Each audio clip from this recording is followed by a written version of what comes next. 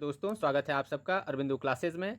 मेरा नाम है मनीष सिंह अभिदय और आज हम डिस्कस करेंगे टॉप 500 करंट अफेयर्स का सेट 3। और यहाँ हम 67th बीपीएससी एंड सीडीपीओ के लिए इंपॉर्टेंट करंट अफेयर्स देख रहे हैं, जहाँ से आपको मैक्सिमम सवाल एग्जाम में आने वाले हैं। तो आइए शुरू करते हैं आज के क्वेश्चन। आज का पहला न्यूज है दो दोस्तों की कहानी, पाकिस्तान और टर्की की कहानी। पाकिस्तान पहले से ही एफएटीएफ के ग्रे लिस्ट में था और अब टर्की भी उस लिस्ट में शामिल हो गया है। एफएटीएफ का मतलब होता है फाइनेंशियल एक्शन टास्क फोर्स और इसकी स्थापना 1989 में G7 समिट के दौरान पेरिस में की गई थी। और इस ग्रुप का, इस टास्क फोर्स का मेन एम है मनी लॉन्ड्रिंग और टेरर फाइनेंसिंग पे रोक लगाना। इसमें जो मेन मेंबर्स हैं उनमें Canada, USA, UK, Germany, France, Italy के अलावा एक एशियन कंट्री जापान भी है। आज का दूसरा न्यूज यूनाइटेड अरब इमिरेट्स से है। यूनाइटेड अरब इमिरेट्स का पहला डिजिटल ओनली इंडिपेंडेंट बैंक जैंड को लॉन्च किया गया है।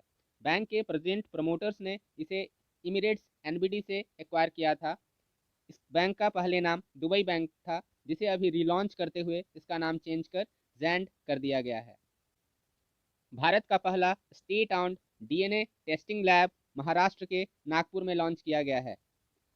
यह स्टेट ऑन्ड पहला wild life DNA testing lab है। इसके पहले भी central government owned 2 lab Dehradun और हैदराबाद में स्थापित थे। अगली खबर टेक्टोनिकली एक्टिव कंट्री जापान से है। जापान में कई सारे हमें वोल्केनो देखने को मिलते हैं। उनमें एक प्रमुख वोल्केनो है माउंट एसो वोल्केनो, और यह जापान के क्यूशु आइलैंड पर स्थित है। यह हाल में ही अक्टूबर महीने में इरप्ट हुआ था। क्यूशु आइलैंड का लोकेशन हम जापान के एक बड़े मैप पर देख लेते हैं। जापान में कई सारे आइलैंड्स पाए जाते हैं। उनमें जो कुछ प्रमुख आइलैंड हैं उनमें एक होक्काइडो, उसके साउथ में होन्शु, उसके साउथ में शिकोकू और सदर्न मोस्ट आइलैंड क्यूशु है। इसी क्यूशु आइलैंड पर अभी ये माउंट एसो वोल्केनो हमें देखने को मिलता है। इसके नीचे हमें यह विवादित ryukyu आइलैंड देखने को भी मिलता है। जापान के वेस्ट में सी ऑफ जापान है। जापान के ईस्ट में पैसिफिक ओशियन है। जापान के कुछ प्रमुख शहर जो इन आइलैंड्स पर स्थित हैं उन्हें भी ध्यान देना इम्पॉर्टेंट है, जैसे यह क्योटो, ओसाका, ये सारे शहर शिकोकू आइलैंड पर हैं। नागासाकी और हिरोशिमा, ये दोनों अलग अलग आइलैंड्स पर हैं। नागासाकी क्यूशु पर और हिरोशिमा शिकोकू आइलैंड पर स्थित है। जापान का कैपिटल सिटी टोक्यो हमें होन्शु आइलैंड पर मिलता है। जापान के नॉर्थ में रसिया का कामचटका पेनिनसुला आता है और इस बीच में सी ऑफ ओखोट्स्क स्थित है।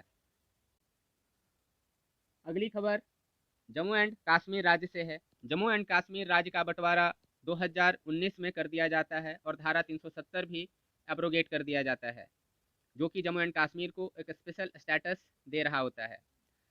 बंटवारे के पहले J&K का जो स्टेट बर्ड था वह ब्लैक नेक्ड क्रेन हुआ करता था। वह लद्दाख क्षेत्र में पाया जाता था। इसलिए आज यह आवश्यकता महसूस की गई कि जम्मू एंड कश्मीर राज्य का जो स्टेट बर्ड है वह होना चाहिए जो J&K में ही पाया जाता है। इसलिए खलीज फीजेंट को नया स्टेट बर्ड घोषित किया गया है J&K का। J&K का पॉलिटिकल मैप यदि हम देखें तो यह कुछ ऐसा दिखता है, जिसमें यह जो पोर्शन है यह POK रीजन है जिसे पाकिस्तान ने ऑक्यूपाई कर रखा है। J&K का वह बॉर्डर जो POK से लगता है, उनमें इंपॉर्टेंट डिस्ट्रिक्ट्स हैं कुपवारा, बारामुल्ला, पुंछ, राजौरी एंड जम्मू। ये वो बॉर्डर के डिस्ट्रिक्ट हैं जहां हमेशा पाकिस्तानी जो मिलिटेंट्स हैं वो घुसने की कोशिश करते रहते हैं। बढ़ते हैं अगले न्यूज़ की तरफ। यह गुलजार साहब की लिखी हुई एक किताब है, actually I met them a memoir. इसे गुलजार साहब ने लिखा है। सातवां न्यूज केरला से है। Parambikulam tiger conservation foundation Parambikulam tiger reserve की देखरेख करता है। इस टाइगर कंजर्वेशन फाउंडेशन को अर्थ गार्जियन अवार्ड से नवाजा गया है। Earth Guardian award instituted by NatWest group and Parambikulam tiger reserve Sungam range of hills में स्थित है और यह Sungam range Anaimalai hills and Nelliampathy hills के बीच में स्थित है। इस टाइगर रिजर्व में कुछ ट्राइब्स भी पाए जाते हैं, जैसे Malasar, Kadar, Mala Malasar and Muduvar. Parambikulam tiger reserve Kerala के पालक्काड डिस्ट्रिक्ट में स्थित हैं।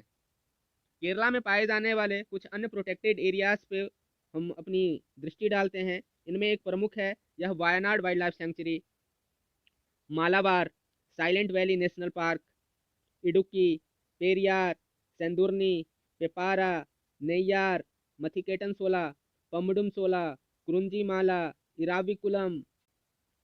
अगला न्यूज सिनेमा जगत से है। भारत में आयोजित रशियन फिल्म फेस्टिवल के ब्रांड एम्बेसडर बनाए गए हैं इम्तियाज अली। इम्तियाज अली एक बॉलीवुड फिल्म डायरेक्टर हैं। आगे बढ़ते हैं हम अपने अगली खबर की तरफ। यूनाइटेड नेशन इन्वायरमेंट प्रोग्राम ने अभी हाल ही में प्रोडक्शन गैप रिपोर्ट 2021 को रिलीज किया गया है। यूनाइटेड नेशन इन्वायरमेंट प्रोग्राम के कुछ अन्य इंपॉर्टेंट रिपोर्ट्स हैं emission gap report, adaptation gap report, global environment outlook, making piece with nature. UNEP का हेडक्वार्टर केनिया के नैरोबी शहर में हमें देखने को मिलता है। अगला न्यूज पर्यावरण जगत से है। इंटरनेशनल स्नो लेपर्ड डे 23 अक्टूबर को हर साल मनाया जाता है। स्नो लेपर्ड एक वल्नरेबल स्पीसीज है और यह हिमाचल प्रदेश का स्टेट एनिमल भी है। स्नो लेपर्ड मेनली स्नो जहाँ होते हैं उस रीजन में ही पाया जाता है, इसलिए यह सेंट्रल एंड साउथ एशिया का नेटिव है। एंड प्रोटेक्टेड एरियाज जो इंडिया में पाए जाते हैं स्नो लेपर्ड के लिए, उनमें प्रमुख हैं हेमिस नेशनल पार्क JNK में, Dibang wildlife sanctuary, Nanda Devi national park Uttarakhand में, और उत्तराखंड में ही भारत का पहला स्नो लेपर्ड कंजर्वेशन सेंटर आने जा रहा है। अगला न्यूज दुनिया में सबसे ज़्यादा फॉलो किए जाने वाले राजनेता के बारे में है, डोनाल्ड ट्रंप के बारे में। डोनाल्ड ट्रंप को ट्विटर ने अपने प्लेटफॉर्म पे बैन कर दिया। उसके बाद इन्होंने अपना खुद का एक social media network platform launch किया है जिसका नाम इन्होंने ट्रुथ रखा है। अगला न्यूज़ नीति आयोग के बारे में है। नीति आयोग ने अपना एक नया डिजिटल बुक सीरीज लॉन्च किया है, इनोवेशन फॉर यू।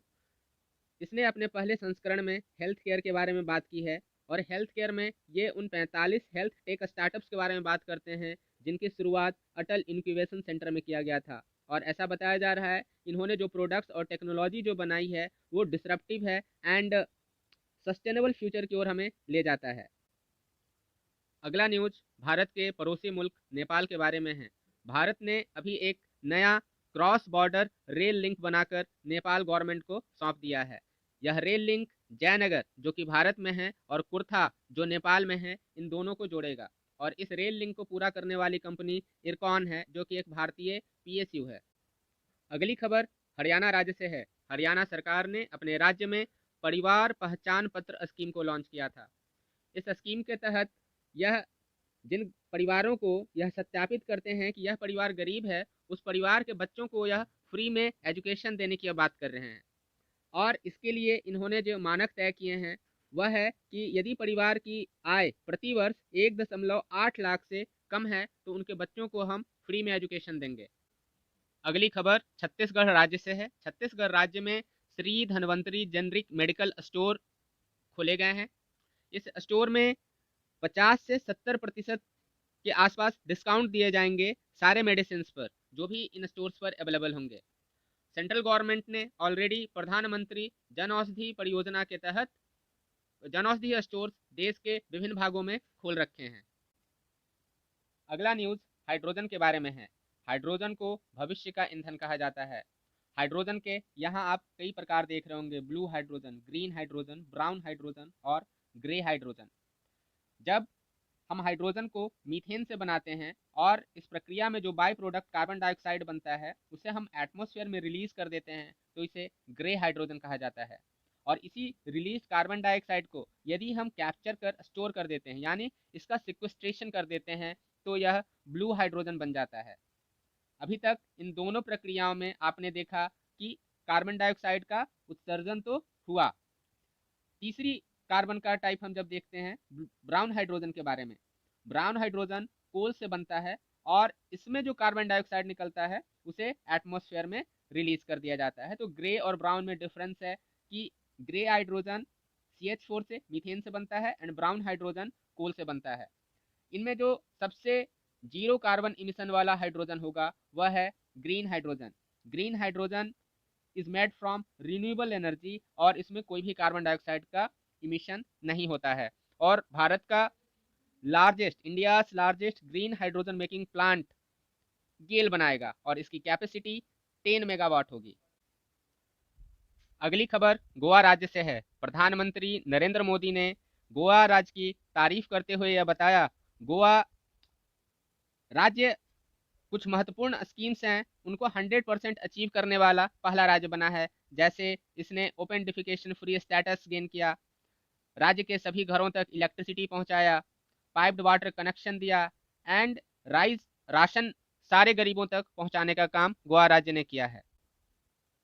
अगला न्यूज पोलियो के बारे में है। वर्ल्ड पोलियो डे 24 अक्टूबर को मनाया जाता है। 24 अक्टूबर को जोनास साल्क का जन्म दिवस है। जोनास साल्क ने ही पोलियो के वैक्सीन का खोज किया था। भारत को पोलियो फ्री घोषित किया जा चुका है। भारत में जो अंतिम पोलियो का केस पाया गया था वो जनवरी 2011 में हावड़ा वेस्ट बंगाल से। और इस साल की वर्ल्ड पोलियो डे का जो थीम है वह है डिलीवरिंग ऑन ए प्रॉमिस। बढ़ते हैं अगले न्यूज की तरफ।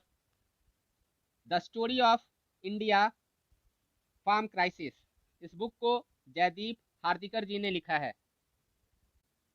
अगली न्यूज भी एक किताब के बारे में ही है। रस्किन बॉन्ड की यह नई किताब राइटिंग फॉर माई लाइफ। अगला न्यूज खेल जगत से है। डेनमार्क ओपन बैडमिंटन चैंपियनशिप 2000 में मेंस सिंगल का खिताब विक्टर एक्सेल्सन ने जीता है और विमेन सिंगल का खिताब अकाने यामागुची को मिला है। अकाने यामागुची जापान से हैं और विक्टर एक्सेल्सन डेनमार्क के खिलाड़ी हैं। अगला news election commission of India के हवाले से है। इलेक्शन कमीशन ऑफ इंडिया ने एक गरुड़ ऐप लॉन्च किया है। इस ऐप का यूज बूथ लेवल ऑफिसर्स करेंगे ताकि जो भी पोलिंग स्टेशंस हैं उन सारे पोलिंग स्टेशंस का डिजिटल मैपिंग किया जा सके। तो ये थे आज के करंट अफेयर्स। यदि आपको यह वीडियो पसंद आया हो तो प्लीज़ शेयर करें एंड इसे सब्सक्राइब करना इस चैनल को ना भूलें। और इसी के साथ यह वीडियो समाप्त होता है। जय हिंद, जय भारत।